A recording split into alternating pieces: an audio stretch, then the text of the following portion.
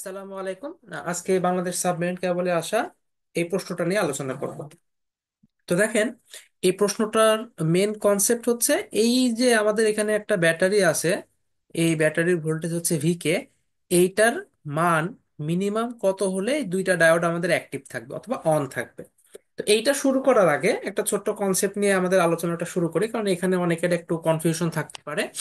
সেটা হচ্ছে যে জেনারেল ডায়োড অ্যাক্টিভ হবে, এটা কিন্তু নর্মাল ডায়োডের ক্ষেত্রে একই কনসেপ্ট, জেনারেল ডায়োডের ক্ষেত্রে একই কনসেপ্ট, যে মিনিমাম কতটুকু ভোল্টেজ লাগে। তো আমি এই ম্যাথটা শুরু করার আগে জাস্ট ওই অংশটুকু নিয়ে আলোচনা করে আমাদের হচ্ছে মূল ম্যাথে যাব।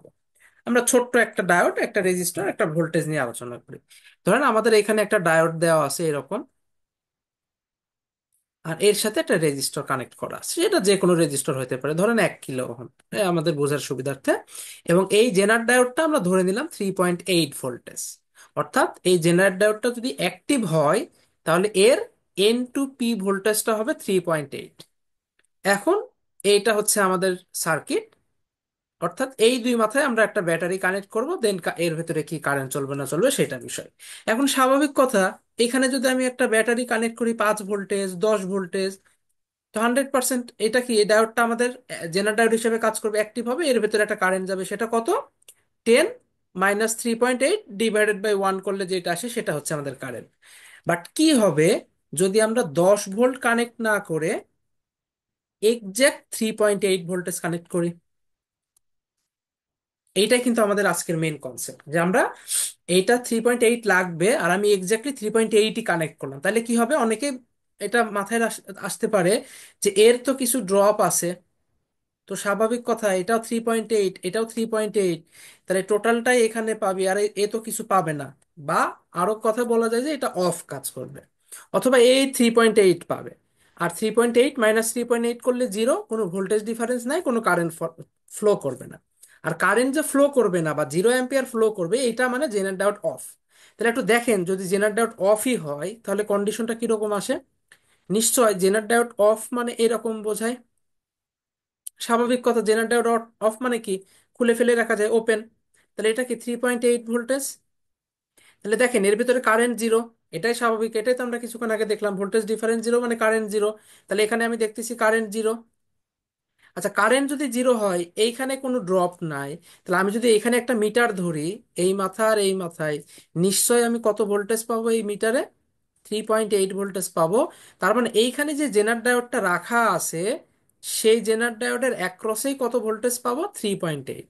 আর জেনার ডায়োডের জেনার ভোল্টেজ 3.8 মানে হচ্ছে এই জেনারের অ্যাক্রসে যদি 3.8 বা এর থেকে বেশি ভোল্টেজ পাই, তাহলে জেনার ডায়োডটা অ্যাক্টিভ হবে। তার মানে কি এই জেনারেটরটা অ্যাক্টিভ হয়ে যাচ্ছে না? হ্যাঁ, অবশ্যই জেনারেটরটা অ্যাক্টিভ হচ্ছে, কারণ এর অ্যাক্রসে তো 3.8 ভোল্টেজ পাচ্ছে। এখন কথা হচ্ছে, এইটা হচ্ছে এজ সিচুয়েশন। কেমন? এটা হচ্ছে এমন সিচুয়েশন যেখানে জেনার ডায়োডটা কেবল অ্যাক্টিভ হয়, কিন্তু এর ভিতরে কোনো কারেন্ট ফ্লো করে না। আমি যদি এই ভোল্টেজের মানটা আস্তে আস্তে বাড়াইতে থাকি, 3.8-এর জায়গায় 3.81, 82 এরকম বাড়াইতে থাকলে আমরা দেখতে পাবো এই সার্কিটের ভিতরে আস্তে আস্তে কারেন্ট ফ্লো বাড়তেছে। কিন্তু এই 3.8 না দিয়ে আপনি যদি 1 ভোল্টেজ দেন আর তখন ভোল্টেজ বাড়ান, তখন কিন্তু এর ভিতরে কোনো কারেন্ট বাড়বে না। তার মানে ওয়ান এই ডায়োডের জন্য কিন্তু সেই এজ ভোল্টেজ না। আবার টু থেকে আপনি বাড়ান, 2.1, 2.2, তাও কিন্তু কারেন্ট ফ্লো করবে না। কিন্তু 3.8 থেকে যদি ভোল্টেজ বাড়াইতে থাকি, অল্প যদি বাড়াই, 3.8 আছে, 3.81, 801 যাই দেব, এখানে কারেন্ট আস্তে আস্তে বাড়তে থাকবে। এই কারণে 3.8 ভোল্টেজকে আমরা এই জেনার ডায়োডের জন্য অন কন্ডিশন ধরে নিই। কেন? কারণ এই ভোল্টেজের পর সার্কিটে কারেন্ট ফ্লো শুরু হইতে থাকে, এজন্য এই এজ কন্ডিশনকে আমরা অন কন্ডিশনই ধরে রাখি।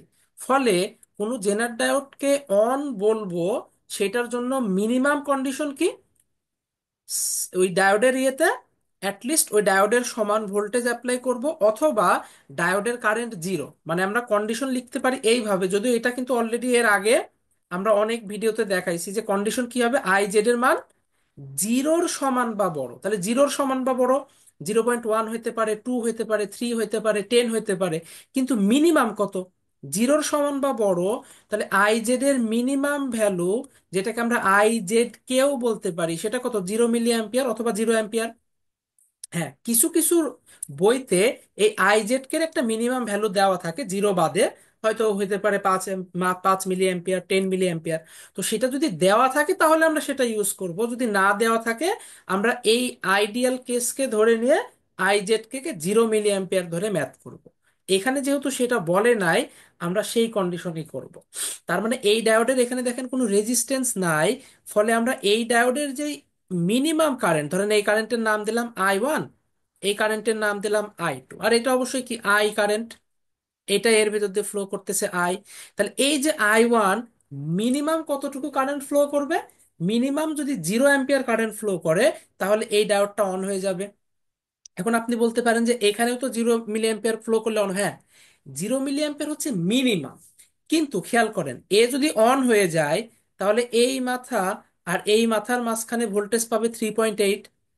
তো যেহেতু আমরা দেখতেছি ভোল্টেজ ডিফারেন্স এখানে জিরো না, ফলে এই ব্রাঞ্চের ভিতরে জিরো কারেন্ট ফ্লো করবে না, জিরোর থেকে বেশি ফ্লো করবে। কিন্তু এইটাকে আমরা মিনিমাম জিরো ধরতে পারি, আমার কন্ডিশন হচ্ছে যে মিনিমাম যেই শর্ত পূরণ করলে ডায়োড অন হয় সেটা ধরতে হবে।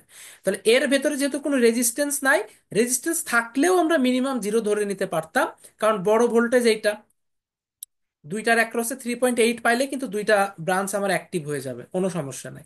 তাহলে আমরা সেই আইজেড কে লিখে রাখতে পারি যে লেট আইজেড কে ইকুয়াল 0 মিলি অ্যাম্পিয়ার। ফলে I1 সমান, এই I1টাই তো সেইটা, কত 0 মিলি অ্যাম্পিয়ার। তাহলে এটা যদি 0 মিলি অ্যাম্পিয়ার হয় তাহলে এই ডায়োডটা অন, এই ডায়োডটা যদি অন হয় তাহলে এই মাথা আর এই মাথার ভিতরে কত ভোল্টেজ পাবে, 3.8 ভোল্টেজ পাবে। তাহলে I2টা কত, এই যে 3.8 থেকে এই ভোল্টেজটা বাদ দিলে হবে এর ভোল্টেজ ডিফারেন্স ডিভাইডেড বাই 5। ফলে I2 সমান আমরা লিখতে পারি 3.8 -2.3 ডিভাইডেড বাই 5, যত আসে তত।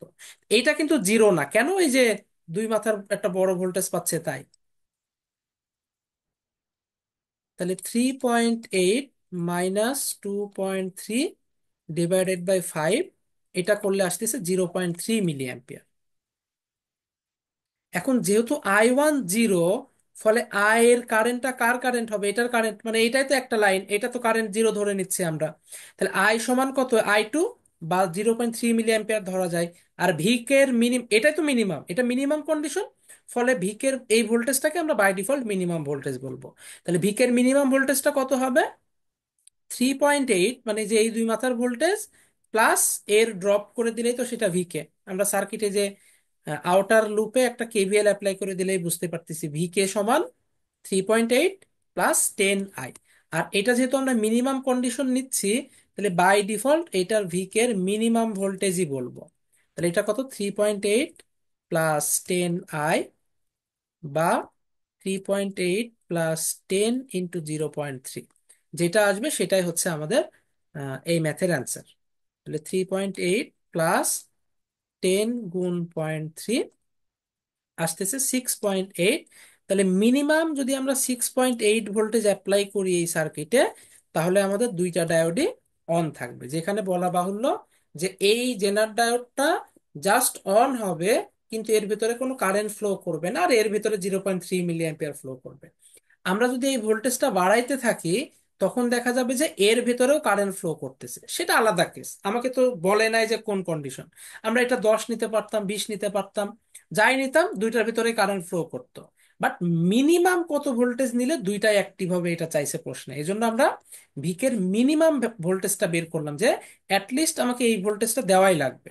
এর থেকে যদি বেশি দেই তাহলে তো অবশ্যই দুইটা অ্যাক্টিভে থাকবে, এটা স্বাভাবিক কথা, কিন্তু এর থেকে কম দিলে তখন দেখা যাবে যে দুইটা আর অ্যাক্টিভ থাকবে না।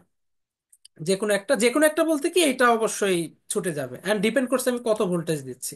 এখানে যদি এটা চেক করে করে দেখতে হবে যে কত দিলে অ্যাকচুয়ালি দুইটাই অফ থাকে, অথবা এটা অন এটা অফ, এগুলা আস্তে আস্তে আপনি যে কোনো একটা দিয়ে টেস্ট করে করে দেখতে পারেন।